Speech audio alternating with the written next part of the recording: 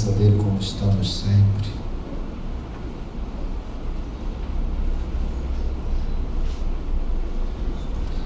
Evangelho de Mateus, capítulo 10, a partir do versículo 5 até o versículo 15.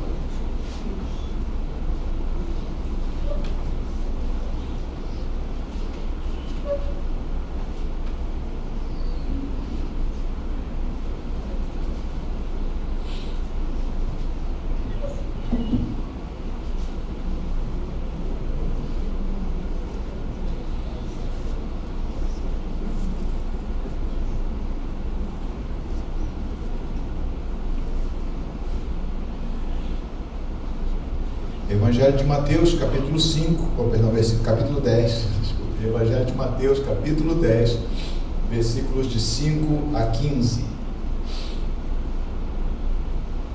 Dando continuidade ao nosso estudo do Evangelho de Mateus por meio de pregação expositiva das Escrituras, diz assim a palavra de Deus: a estes 12, no caso os 12 discípulos que Jesus chamou, a estes 12 enviou Jesus, dando-lhes as seguintes instruções: não tomeis rumo aos gentios, nem entreis em cidade de samaritanos, mas de preferência procurai as ovelhas perdidas da casa de Israel. E à medida que seguirdes, pregai que está próximo o reino dos céus.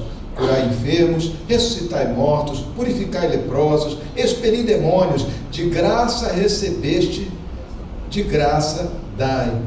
Não vos provereis de ouro, nem de prata, nem de cobra nos vossos cintos, nem de alforje para o caminho, nem de 2 túnicas, nem de sandálias, nem de bordão, porque digno é o trabalhador do seu alimento. E em qualquer cidade ou povoado em que entrardes, indagai quem neles é digno, e aí ficai até vos retirardes. Ao entrardes na casa, saudai-a. Se com efeito a casa for digna, venha sobre ela a vossa paz. Se porém não o for, torne para vós outros a vossa paz. Se alguém não vos receber, nem ouvir as vossas palavras, ao sair daquela casa ou daquela cidade, sacudi o pó dos vossos pés.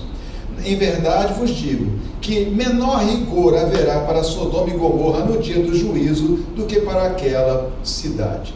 Deus Santo, graças te damos pela tua palavra, Pai, e te pedimos, ó Deus, humildemente, ó Senhor, que tu nos guies por meio dela, Pai amado, dando-nos entendimento, ó Senhor, de tudo aquilo, ó Senhor, que tu trazes nela, Pai, para o nosso crescimento, para nosso conhecimento, ó Deus. Então, dá-nos, ó Deus amado, entendimento, que nós possamos ouvir a voz do teu Santo Espírito, Pai, enquanto o pregador vai falando, ó Senhor, que o teu Espírito fale ainda mais alto aos nossos corações, Pai, pontuando aqui e ali, ó Deus amado, aquilo que tu queres falar a cada um de nós. Então, Senhor, que de uma mesma pregação, Pai, genérica a todos, ó Deus, tu possas falar, ó Senhor, a cada necessidade representada aqui, em cada pessoa, Pai, é o que nós te pedimos. Esse milagre te pedimos, Pai, em nome de Jesus. Amém. Amém. Podemos sentar, irmãos.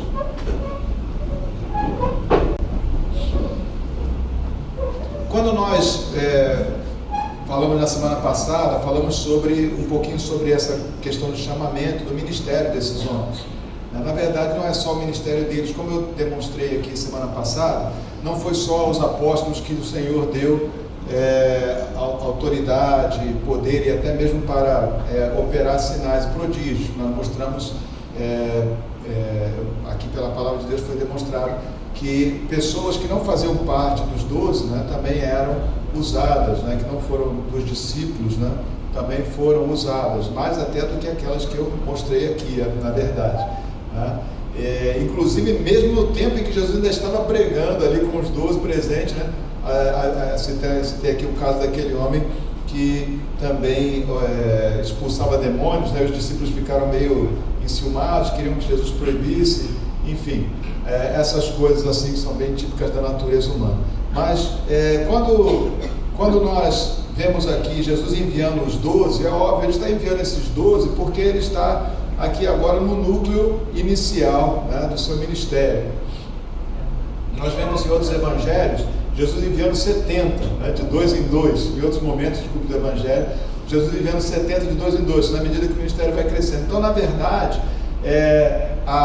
o mandamento para ir por todo mundo pregar o Evangelho recai sobre todos os irmãos, sobre todos aqueles que são convertidos em Cristo Jesus, e também, obviamente, todas as outras coisas que são necessárias ou que fazem parte da pregação do Evangelho também são abertas a todos nós. Na verdade, meus irmãos, Jesus não chamou ninguém, nenhuma pessoa, para meramente sentar na igreja e assistir aos cultos.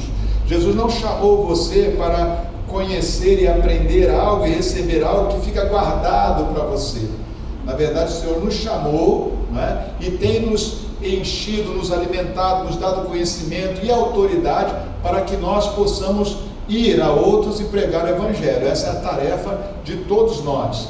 O Evangelho necessariamente ele tem que ser expandido, tem que ser levado a outros. O cristão necessariamente tem que trabalhar na expansão do Evangelho, necessariamente, porque não fazendo isso, não pregando o Evangelho, não fazendo discípulos, não anunciando a Cristo, não proclamando a palavra da verdade, ele está sendo negligente com o mandamento do Senhor e, portanto, não está de fato sendo um seguidor de Cristo, né? Jesus veio para pregar o Evangelho. Lá no Evangelho de Marcos, logo no começo do Evangelho, no primeiro capítulo, o Senhor Jesus, após pregar, os discípulos vão dormir, ele vai dormir, e aí quando chega de madrugada, eles levantam e não encontram Jesus. Jesus tinha ido para um lugar mais deserto para orar. Quando eles encontram Jesus, Jesus fala exatamente isso para eles: olha, vamos a todas as cidades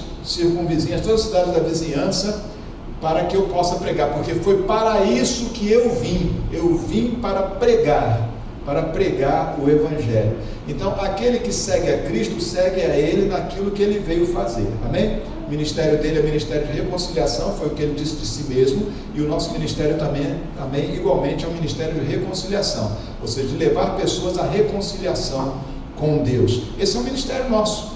Então todos nós temos que fazer isso, e todos nós fomos capacitados por Cristo a realizar essa tarefa, e portanto quando nós vamos fazê-la, nós não estamos fazendo algo que é estranho à nossa função de cristãos, mas é algo que o Senhor nos mandou fazer e nos capacitou para fazer, e que é tarefa e dever nosso também. Então aqui Jesus fala que logo no começo, no versículo 5, diz assim, que Ele enviou os 12, né, dando-lhes as seguintes instruções: não tomeis rumo aos gentios. Primeira coisa que eu queria destacar aqui nos versículos 5 e 6, ele fala para não ir para os gentios, não ir para a cidade de samaritanos, não ir senão para aqueles que eram da casa de Israel, para as ovelhas perdidas da casa de Israel. O Evangelho foi no primeiro momento, principalmente no tempo do ministério do Senhor Jesus, anunciado primeiramente aos judeus, porque aquilo estava determinado da parte do Senhor. A salvação começou ou veio pelos judeus, então primeiro aos judeus deveria ser pregado, ou seja, anunciado primeiramente aos judeus. Nós vemos que assim que o Senhor Jesus, assim que os apóstolos, lá em Atos dos Apóstolos, vem sobre eles o Espírito Santo e eles saem pregando, em pouco tempo, eles já começam a pregar também aos gentios.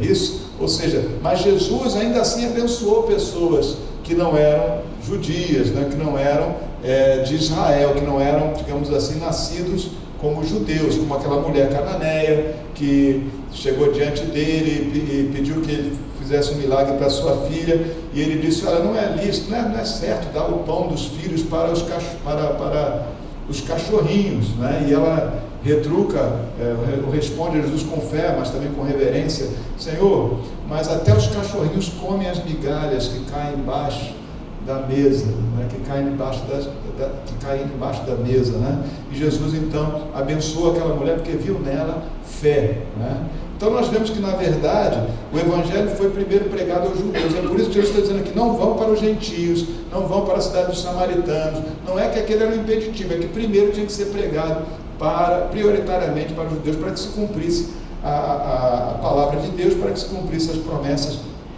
que foram feitas àquele povo, Então, nesse tocante, sim, é que Jesus estava enviando eles para isso. Então, quando ele fala isso já foi, de certo modo, cumprido.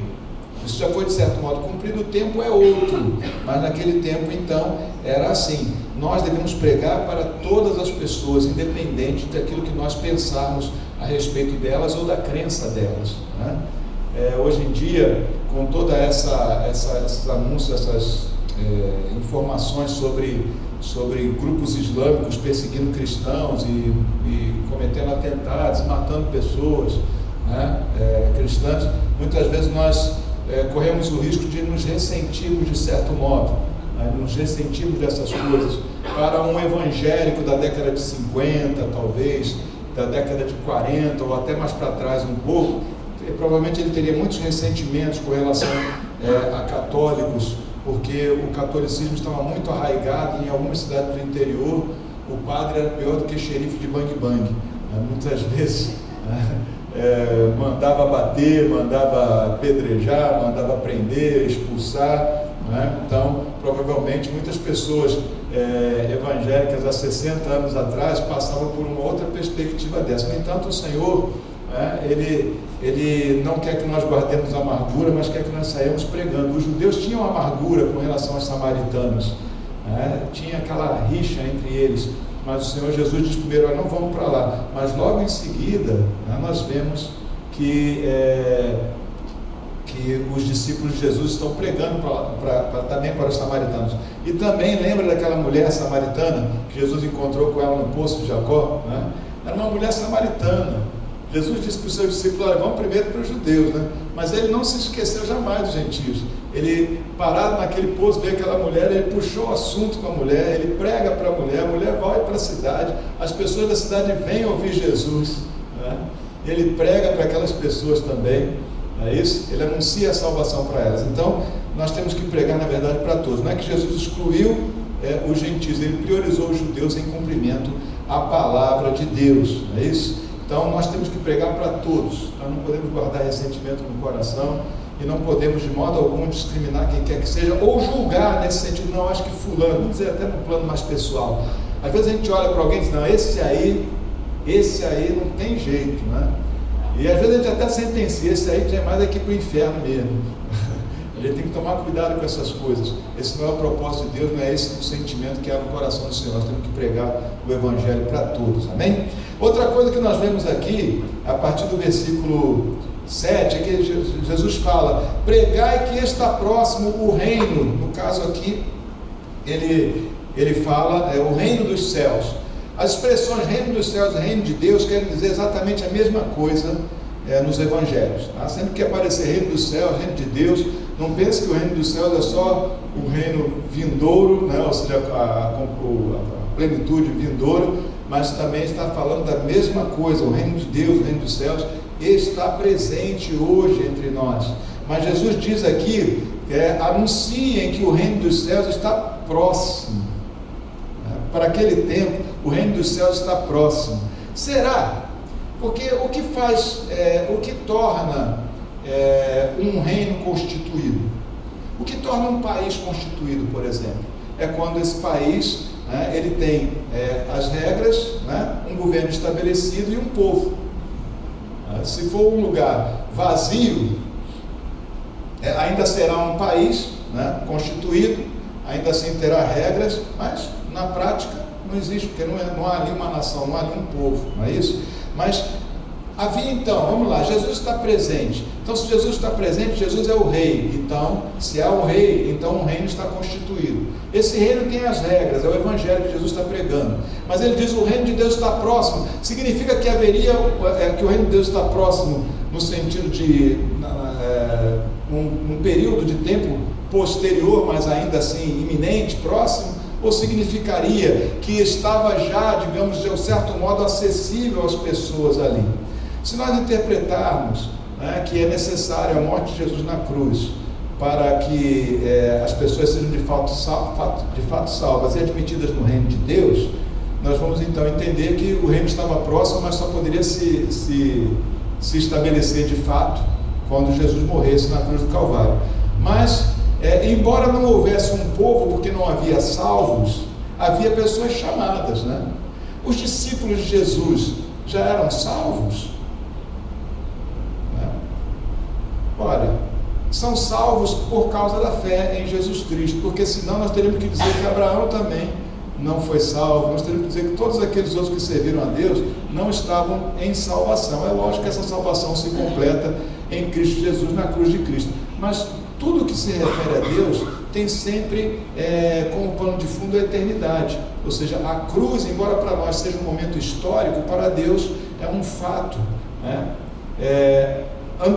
Fora da história, inclusive, né? Que opera dentro da história, mas que existe antes até da história. A palavra de Deus mesmo aponta Jesus como o cordeiro que foi crucificado antes da fundação do mundo, que foi imolado antes da fundação do mundo, né? Na verdade, ou seja, no propósito de Deus, isso já estava realizado. E aqui, quando ele diz isso, então, como não está presente? Porque se você for olhar lá em Lucas capítulo 11, quando acusam Jesus de expulsar demônios por ser o maioral de Beelzebub, né? Ou seja, por ser o maioral dos demônios, ele, na verdade, ele diz: olha, se eu expulso Satanás pelo dedo de Deus, está presente o reino de Deus, né? Está presente o reino de Deus. Então o reino de Deus estava presente, né? Não tinha sido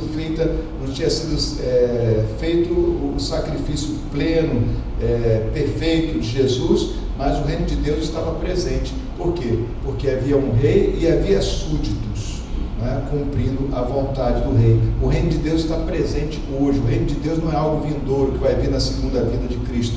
Jesus já reina em nossas vidas hoje, já temos os seus mandamentos no nosso coração. Esse reino tem uma autoridade, ok? Esse reino tem autoridade, e esse reino impõe a sua autoridade, e esse reino, segundo a palavra de Deus apresenta, inclusive começando profeticamente lá por Daniel, né? Esse reino, ele permanecerá para todo sempre. Todos os reinos da terra vão passar, e os reinos se sucederão, mas esse reino, ele persiste, ele permanece. Muitos reinos subiram e caíram depois de Cristo, né?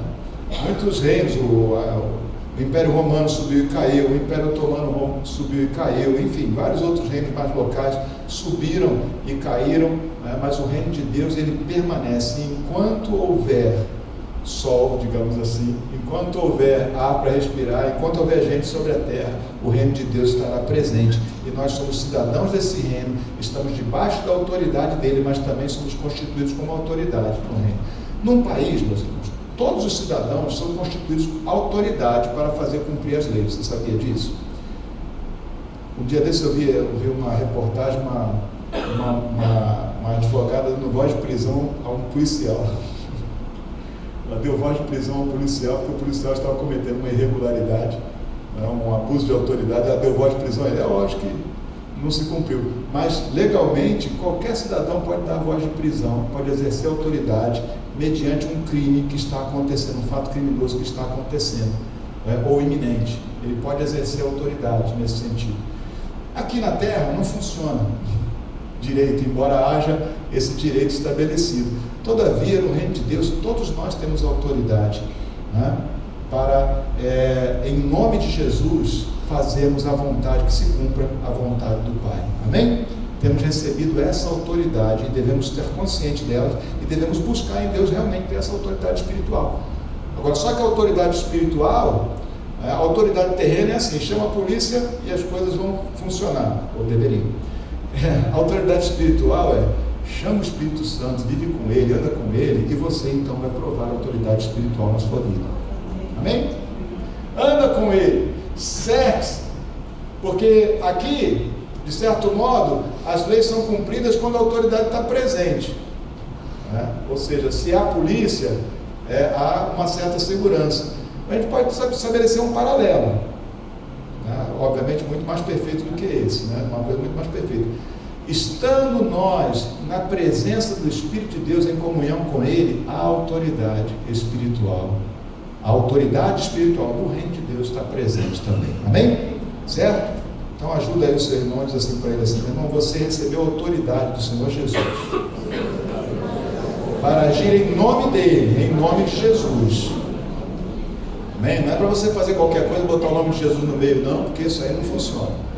Haja visto aqueles exorcistas judeus que tentaram expulsar demônios, dizendo, olha, em nome de Jesus a quem Paulo prega, né? E eles levaram uma coça do capeta, porque não estavam de fato imbuídos dessa autoridade. Para nós estarmos investidos nessa autoridade, ela tem que ser praticada segundo a vontade de Deus, não é abuso de autoridade e não tem validade legal no reino de Deus, tá bom? Se você prefere esse linguajar, né? Então, eles, à medida que seguinte, pregai que o reino dos céus está próximo, né? Agora ele está presente completamente, está próximo daqueles que ainda não entraram, né? Então a gente pode continuar pregando, dizendo, olha, o reino dos céus está próximo para quem? Para aquele que ainda não entrou, né? Porque para nós ele está presente, nós já estamos dentro, amém? Versículo 8 ele fala, mais uma vez, de manifestações de poder. Engraçado, quando ele fala de reino dos céus, em seguida ele fala sobre justamente as manifestações dessa autoridade. Olha, curai enfermos, ele falou para os discípulos, vamos lá, curem enfermos, ressuscitem mortos, purifiquem leprosos, expilam demônios, expilam, está certo o tempo do verbo, se não tiver depois você me corrige, né, gente? Ou vamos expelir demônios, pronto. De graça recebeste, de graça dai. Que coisa, Jesus diz para a gente fazer essas coisas, é simples, né? Jesus diz assim, olha, ressuscitem mortos, ressuscitai mortos.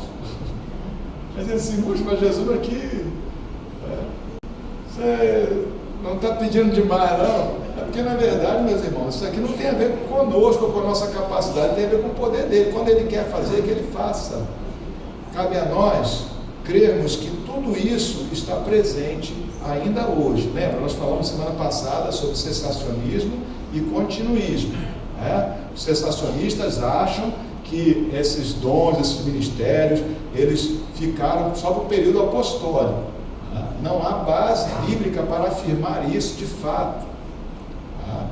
Nós vemos, o que nós vemos na verdade, nós não temos como provar biblicamente, porque o período do Novo Testamento é período apostólico.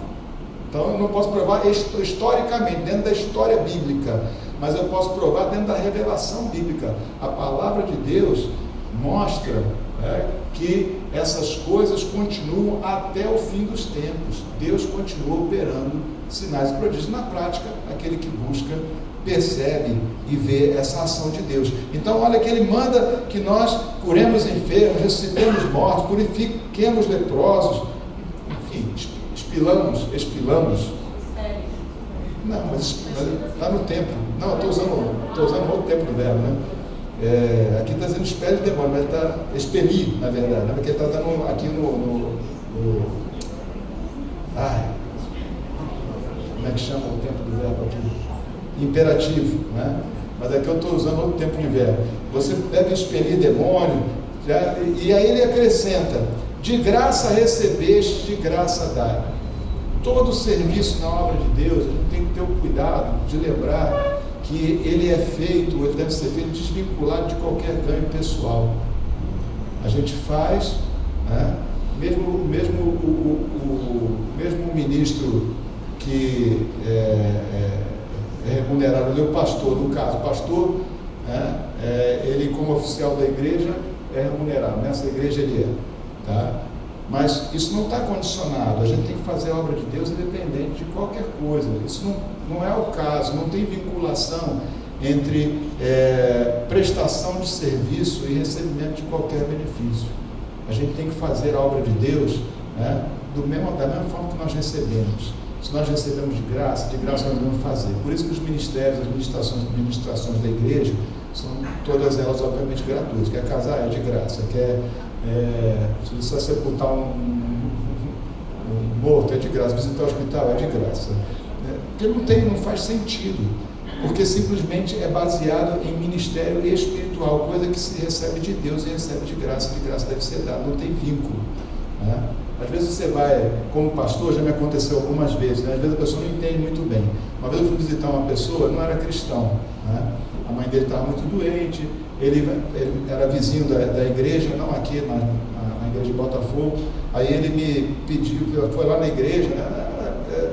Na verdade, a expectativa da pessoa é mais assim, entre eu e o pai de santo, ou qualquer outro que ele pudesse chamar, né? Eu estava mais perto, ele foi me chamar. Eu disse, não perco a oportunidade, não importa se ele não entendeu muito bem as coisas, importa é que eu vá lá e ore e pregue a palavra, né? E aí eu me lembro, eu tive que, eu até que me contei, porque ele inocentemente, mas obviamente com a vontade de alguma forma retribuir, quando eu fui lá, eu orei pela pessoa, depois ele na porta, ele veio com uma garrafa de vinho para me dar. Eu disse, meu Deus do céu, o que eu faço agora? Primeiro que eu não bebo, segundo que eu não quero que ele pense que eu bebo, terceiro que eu não posso receber nada, né? Não vim aqui com esse propósito. Eu olhei aquela fração de segundo e disse, Jesus, que saia justa. Como é que eu vou ser ao mesmo tempo claro, né, e educado, né, sem que ele se sinta ofendido, né? Aí eu procurei, não havia uma frase a ser dita melhor não. Eu disse, não, eu não posso fazer isso não. Eu não posso aceitar nada como recompensa daquilo que eu fiz. Ele ficou meio sem graça, não, mas é que não dá, não posso. Não posso, eu tenho que dar de graça o que eu recebi de graça, tá bom? Não fica chateado, não fica triste não. Nem entrei no mérito que eu não bebo. Não fica triste não, mas não posso, simplesmente não posso. Ele insistiu um pouquinho, não posso, simplesmente não posso. Não pode haver qualquer vínculo, meus irmãos. A gente serve a Deus desvinculado disso, né?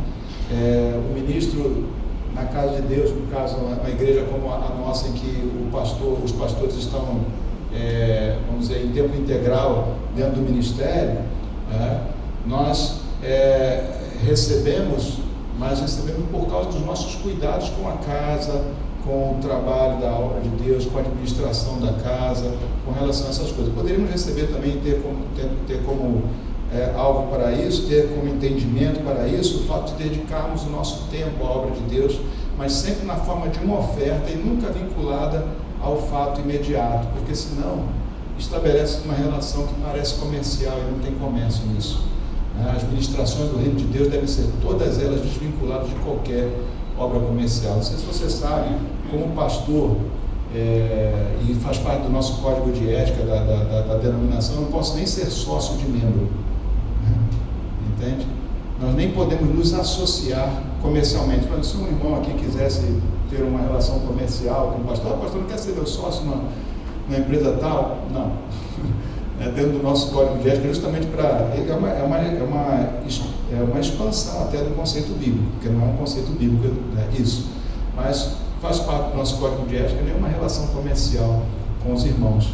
Para quê? Para que justamente seja mantida a isenção e a pureza. Por isso também nós não permitimos que dentro da igreja, ou entre os irmãos, por exemplo, se faça marketing de rede, coisas assim, justamente porque viola as relações, ou a natureza das relações interpessoais dentro da igreja. Então, se você de repente entrar numa coisa dessa de marketing de rede, por favor, não traga para cá, porque você vai criar um problema nas nossas relações. Isso não deve ser feito aqui. Eu já vi isso acontecer em igreja, pessoas empolgadíssimas, não, olha, isso vai ser uma bênção para os irmãos, e o irmão também vai ganhar, e sei lá, não. Não acho que o dinheiro seja pecado, mas não vem ao caso, não faz parte das nossas relações. Amém? Nada contra o irmão ter alguma coisa para vender e vender para outro irmão, não é essa a questão. É que essas relações de marketing de rede, elas violam a comunhão das pessoas. As pessoas começam a olhar os outros, como uma possibilidade de negócio o tempo todo. Cuidado com isso. Separe bem o que é a sua fonte de renda, o seu negócio, o seu comércio, das suas relações espirituais, das suas relações de comunhão. Que o Evangelho a ser apresentado, quando você for fazer suas orações por alguém, quando você for abençoar alguém, que isso seja puro, sem mistura, sem qualquer coisa que vincule isso a finanças ou qualquer outro interesse. Que o interesse claro seja o amor, amém? Que a relação seja clara e baseada no amor a Deus e amor aos irmãos, amém? Certo? Então ele diz aqui, ele fala, de graça dai. Você também no dia a dia, de graça, dê. Não porque você vai ter uma oportunidade comercial ou coisa parecida. Dê. Não misture as coisas. Dê de graça aquilo que você tem recebido de graça da parte do Senhor. Amém? Versículo 9, ele fala sobre não vos proverdes de ouro, hein? Ele está falando aqui, versículo 9 e 10, de que ele mesmo, o próprio Senhor, ele sustenta, ele cria um mecanismo de sustento ou traz sustentação para a sua obra, que a gente não deve ficar muito preocupado com essas questões financeiras, né? E ele fala mais adiante, agora em contraponto até o que eu disse aqui, né, porque são duas coisas de natureza diferente. No versículo 10, mesmo ele tendo falado sobre não vos provereis de ouro, nem de prata, nem de cobre, nem dos vossos cintos, nem de alforje para o caminho, nem de duas túnicas, nem de sandália, nem de bordão, porque digno é o trabalhador do seu alimento, né? O Senhor Jesus, embora diga para não se prover, ele diz, olha, vocês serão supridos, vocês receberão. Digno é o trabalhador do seu alimento. Vocês não prestam serviço, não botam preço naquilo que vocês fazem, né? Mas vocês serão sustentados. Digno é o trabalhador do seu alimento. A obra de Deus é sustentada, meus irmãos, pela manifestação do Espírito Santo de Deus, tocando no coração de cada pessoa, para que nós possamos ser ofertantes e dizimistas também na obra de Deus. Todavia, digno é o trabalhador do seu salário, ou seja, o Senhor nos sustenta enquanto nós vamos, a cada um de nós, né? O Senhor, Ele dá a provisão que é necessária para que nós façamos o trabalho, não só, o trabalho quer dizer a obra de Deus, não só no tocante a finanças, mas o Senhor capacita e sustenta a sua obra, amém? A obra de Deus é um milagre, porque num mundo tão monetizado, pessoas tão presas à questão do dinheiro, né? Pessoas tão presas, até mesmo mesquinhas com relação a isso, tão escravas do dinheiro. Você entender que um povo, né, voluntariamente sustenta a obra de Deus, faz isso continuamente, sem um fardo no coração e com alegria, isso é um milagre, né? Mas é um milagre que é uma obra do Espírito Santo no coração de cada um, convencendo que deve ser participante dos dízimos e ofertas. Não obra de artimanhas, como acontece muitas vezes, né? Não obra de, vamos dizer assim, intimidações, ou mesmo de trocas, ou outras coisas parecidas, mas uma obra do Espírito Santo tocando no coração de cada um de nós. É dever dos cristãos, é dever de cada um de nós, sustentarmos a obra de Deus, né? E financeiramente isso se mostra nos dízimos e ofertas, mas também sustentar a obra de Deus, acolhendo aqueles que pregam a palavra de Deus, né? Criando espaço para outros irmãos também abençoarem outras pessoas, não é isso?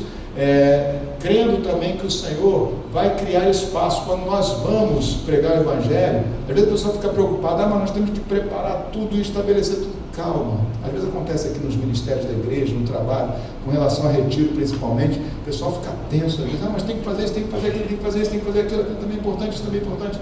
Calma, o importante é manter a paz, né? E buscar o Espírito Santo de Deus, porque se o Espírito Santo de Deus estiver envolvido nisso, Ele proverá, amém? Ele proverá, no abrir da boca lhe será dado o que falar. Olha que a palavra de Deus diz, né? Eu não separei aqui esse versículo, quando você for levado diante das autoridades e diante de reis, não se preocupe, porque no abrir da sua boca lhe será dado o que falar. Olha que coisa tremenda, amém? A obra de Deus é feita pelo Espírito de Deus, né? E o Espírito de Deus, né, nos leva e nos abençoa e fala conosco e provê para nós tudo aquilo que nós precisamos, amém? Então quando você tiver assim que fazer, tipo você fez uma reunião de família, você tem lá o seu aniversário, uma celebração na sua casa, prepara tudo com carinho, sim, mas lembra de uma coisa, o principal preparo é estar em comunhão com o Espírito Santo de Deus, porque é Ele quem faz a diferença, entende? Porque se houvesse uma palavra que se pudesse dar, que fosse tão lógica e tão inteligente, que todo mundo creria nela, alguém já tinha descoberto essa palavra, nós só tínhamos que repetir. Todavia não é assim, não é uma questão de lógica, não é questão de ciência, de raciocínio, é uma questão de espírito. Deus, pelo seu poder, faz a obra. Então a obra de Deus é feita pelo poder dele, e preparação na obra de Deus é buscar a Deus e pedir ao Senhor humildemente, clamar a Ele dia e noite: Senhor, me usa, Senhor amado, que eu no abrir da boca receba as condições necessárias, Pai, para que as pessoas sejam tocadas, que os recursos cheguem, né? Que os recursos cheguem. Às vezes aqui na casa, aqui na igreja, na administração, às vezes os recursos somem, mas nunca faltou de fato. O Senhor sempre provê, de alguma forma, às vezes no último momento, às vezes numa hora difícil, né? O pastor Alexandre sempre está falando sobre isso. O papai nunca deixa a gente sem condições. O Senhor sempre provê, sempre tem provido. Não descanse para o coração, não descanse para o coração saber disso, que o Senhor proverá, amém? E quando essa certeza entra no nosso coração, então, meus irmãos, a paz está presente em nós. O Senhor proverá, não é diferente, Ele sempre fez isso, sempre vai fazer. Lá em Coríntios, né, fala sobre essa provisão, Timóteo também. Agora, uma outra coisa interessante aqui, que às vezes é meio enigmático quando a gente lê isso. Jesus diz aqui para eles, olha, com relação ao ministério, tá, gente? Tudo isso tem a ver com a gente. Versículos 11, 12 e 13. Em qualquer cidade ou povoado em que entrares, indagai quem neles é digno, e aí ficai até vos retirares. Quem é digno? Havia um costume, e é uma ordem bíblica em Israel, que as pessoas fossem acolhedoras, que elas acolhessem os viajantes. Você vai ver várias vezes homens de Deus, né, ao longo da palavra de Deus, ao longo da Bíblia, no Antigo Testamento, homens de Deus recebendo estranhos na sua casa, né, por uma questão de hospitalidade. Era um dever em Israel. É óbvio que nem todo mundo cumpria, nem todo mundo estava interessado em cumprir, mas aqui ele diz, olha, procure quem é digno, quem é essa pessoa, né, que vai receber você em casa como servo de Deus. Sendo servo de Deus, a pessoa que é servo de Deus, sendo servo de Deus, receberá você como servo de Deus. Então, quando você fosse uma cidade, procure quem é digno, né? Procure quem é essa pessoa, em qualquer cidade ou povoado em que entrares, indaguem quem neles é digno, e aí ficai até vos retirardes, né? Ou seja, ele está falando, está usando uma estrutura aqui que era comum entre os israelitas, né? Comum, ou seja, era conhecida entre os israelitas, que você deveria hospedar qualquer viajante, né, e não deixar ninguém desamparado nesse sentido. Então ele diz, olha, procure quem é digno, e aí quando você entrar na casa dele, saúde a casa. Essa saudação, saudaia, né? Saudaia a casa, é óbvio que não é um imóvel, mas são as pessoas da casa. Quando fala de casa, não está falando de um prédio, está falando de pessoas, da família, né? Então você saúda essa família. Qual era a saudação comum? Era justamente pedir a paz do Senhor sobre a vida das pessoas, né? Seria mais ou menos entrar na casa e dizer que a paz do Senhor esteja sobre essa família, sobre essa casa, né? E ele diz, olha, se vocês fizerem assim, e as pessoas daquela casa forem da paz, né? Então elas vão receber.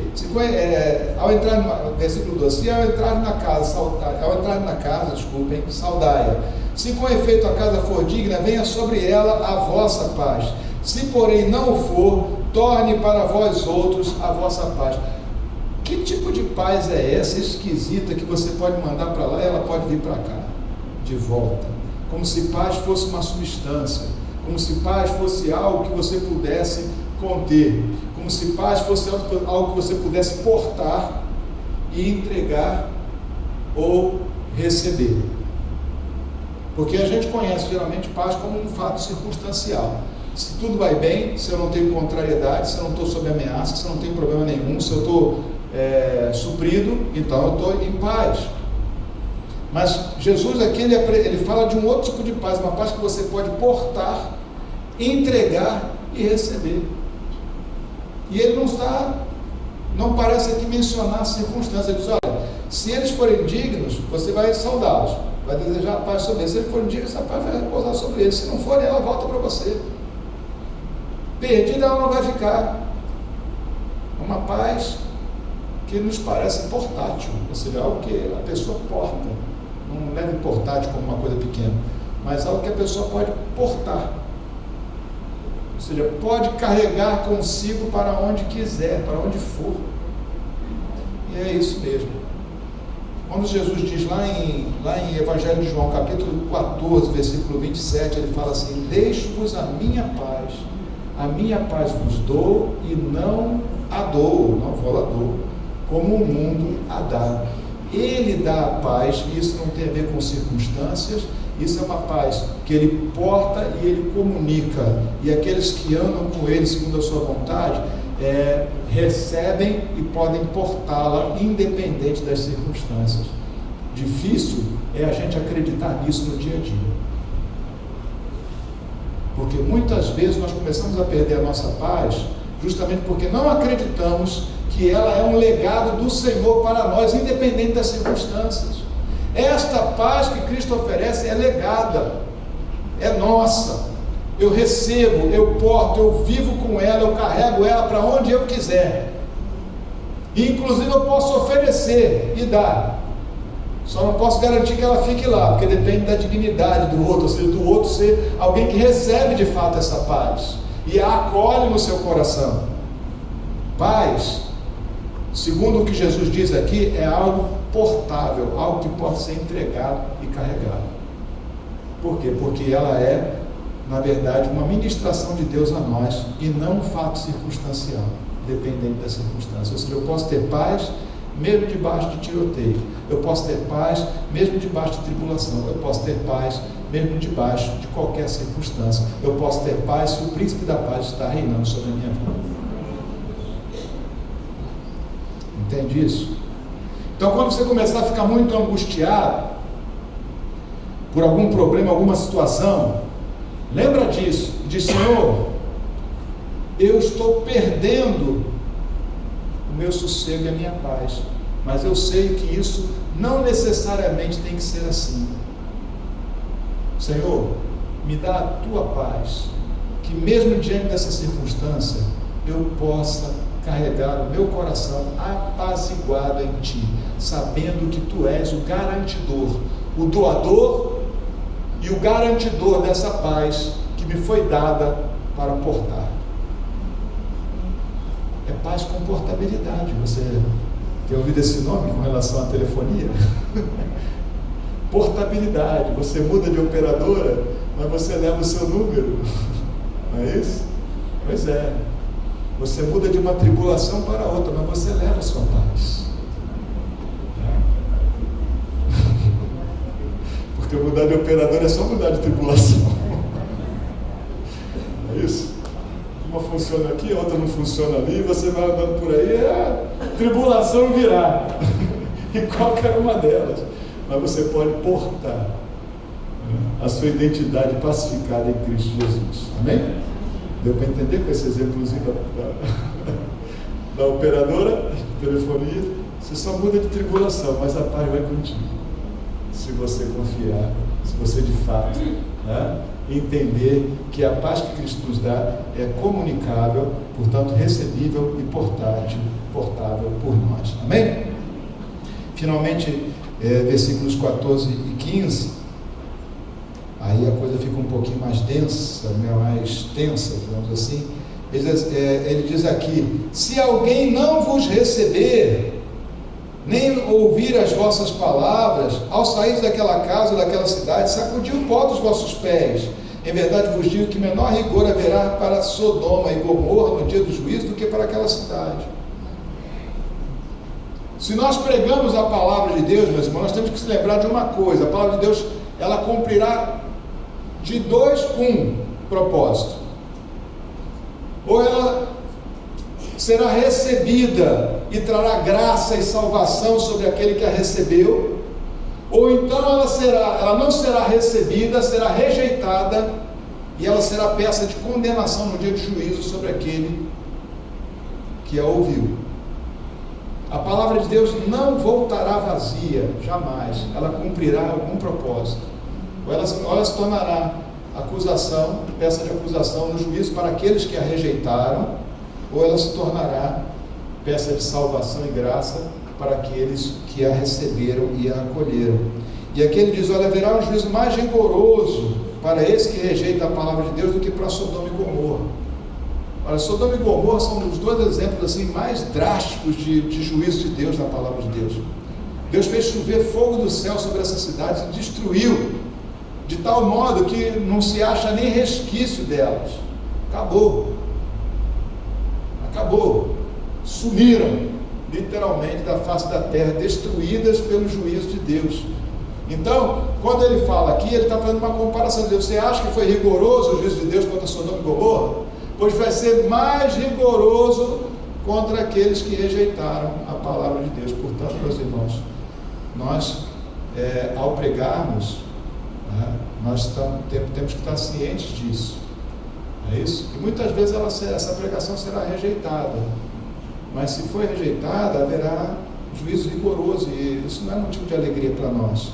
Mas se for aceita, haverá salvação, né? E haverá graça sobre aqueles que a receberem. Amém? Então, lembrando disso, a gente saúda, envia a paz. Aquele que recebe a paz pode portá-la, né? A gente prega a palavra. Aquele que recebe a palavra, né, de duas uma. Aquele que ouve a palavra de duas uma. Ou ele vai recebê-la e vai vir sobre ele graça e salvação, ou ele vai rejeitá-la e vai vir sobre ele juízo.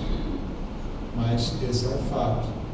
A gente não prega, a gente prega o evangelho, né, tendo a intenção de salvação, mas a palavra de Deus não volta vazia para ele. Algum efeito o Senhor proverá ou promoverá a partir da pregação da sua palavra. O nosso dever é pregar. Não importa o resultado, o nosso dever é pregar. Amém? Crendo que Deus é justo para executar, segundo a sua vontade, aquilo que Ele quiser por meio da sua palavra pregada. Mas que o nosso coração esteja em paz. Sendo rejeitada ou aceita a palavra, que a paz esteja presente sobre nós. E nós possamos caminhar em paz todos os dias, enquanto pregamos a palavra de Deus. Amém? Eu queria orar com você agora.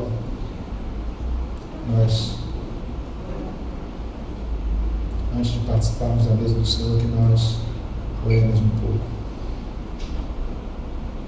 Senhor amado, tem misericórdia de nós, ó Pai, porque muitas vezes parece que não estamos cientes, ó Deus, exatamente daquilo para que fomos chamados.